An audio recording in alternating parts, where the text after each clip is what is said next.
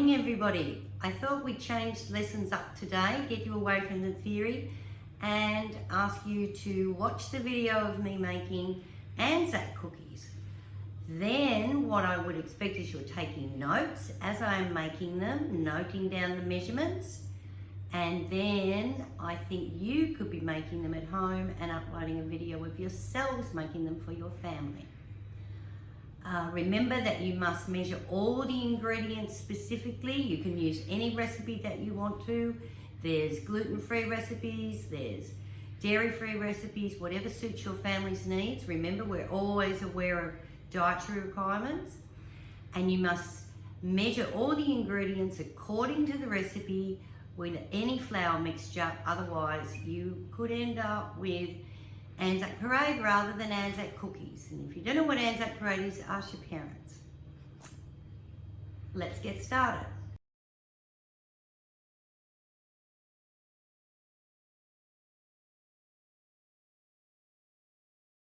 First step obviously is washing my hands, which they are all clean and washed and dried. Now we need to preheat the oven to 180 degrees, normal oven.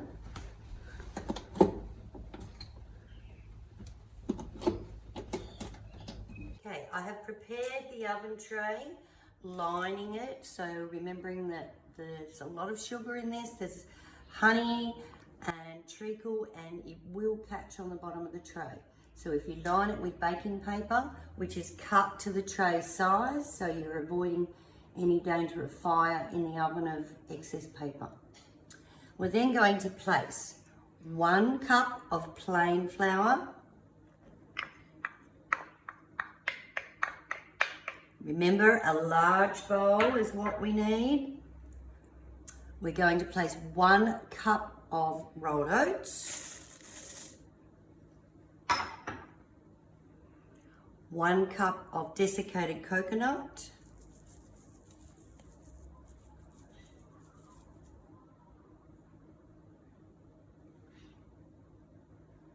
and I'm using brown sugar, which I use the dark brown sugar because it's got a really deep malty flavour that makes the cookies taste delicious. Remember, it's either Anzac biscuits or cookies, depending who the jury is. So that's our 1/2 cup of brown sugar, and I'm using coconut sugar because I really am enjoying coconut sugar and the malty taste of that. So that's 1/2 cup of coconut sugar. I'm then going to be stirring that together just to combine the ingredients.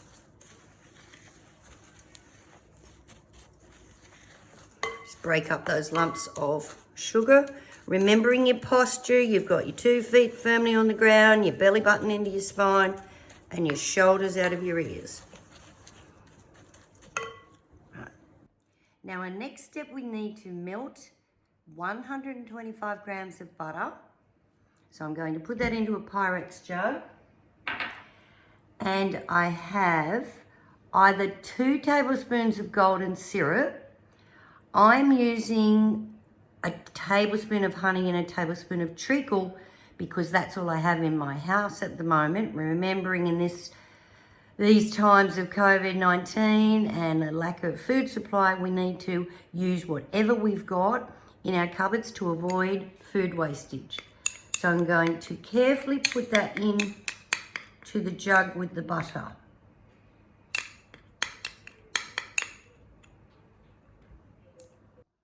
Okay, now I'm going to place the jug into the microwave with a paper towel over the top of it to make sure it doesn't splatter. I'm going to put that on for 2 minutes.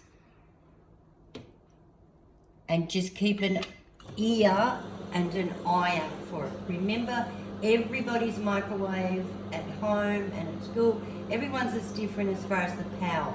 So don't just put it in blindly for however many minutes and expect it's going to do what it's got to do. Just keep checking it.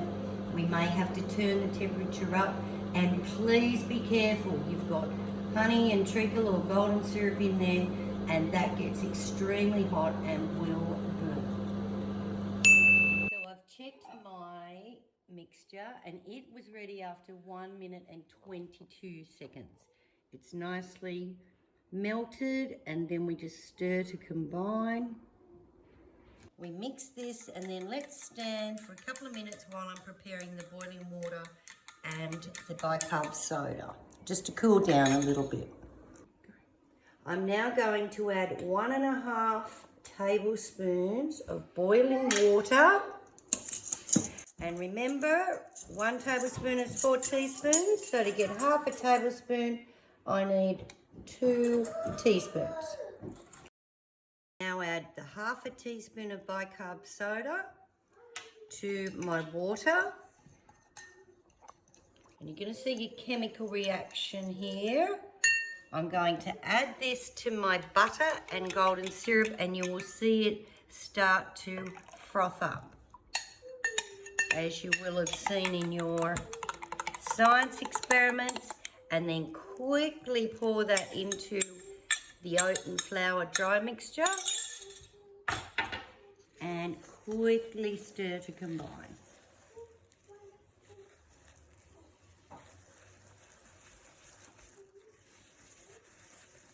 And the mixture shouldn't be too wet, too dry or crumbly, just perfect if you've measured everything out accordingly.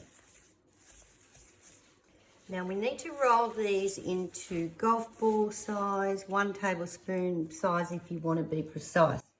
I am using gloves because of the COVID-19 era. If I was making them for my family, direct family members, I would probably use clean hands. But if you're giving them to neighbours or extended family, you need to always use gloves. Remember, it's going anything to the public, I've got to have the gloves. And I just gently press that down. Now take note, there's a spacing between them because they will spread. Okay, now the cookies are ready. I'm going to bake those in the middle shelf of the oven for 15 minutes. Remember, they will still be soft when you're removing them, so don't look at touching them and they're not crispy enough, leave them in. After 15 minutes, take them out and they will harden as they cool. Open the oven door from the side so the steam isn't reaching your face. Bend your knees and carefully place the tray in the middle shelf of the oven. And take note of the time. We turn the oven off.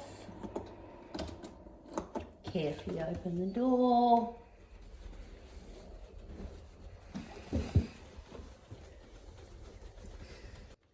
Remove the tray with a dry oven mitt or oven cloth. I can place this directly onto my bench because it's a Caesar stone bench. They've cooled for a couple of minutes. Very carefully lift them off. They will be very hot and very soft still. And let them cool on the cake cooler. And try not to eat them straight away. Hope you've enjoyed our cooking class today. I will upload the recipe to the Google Classroom. And I would love to hear your feedback that you've made them for your family, and attach a photo if you can. And if you have any difficulty uploading or any difficulty maneuvering through the Google Classroom lessons, please email the teachers and let them know that you don't understand. You stay safe.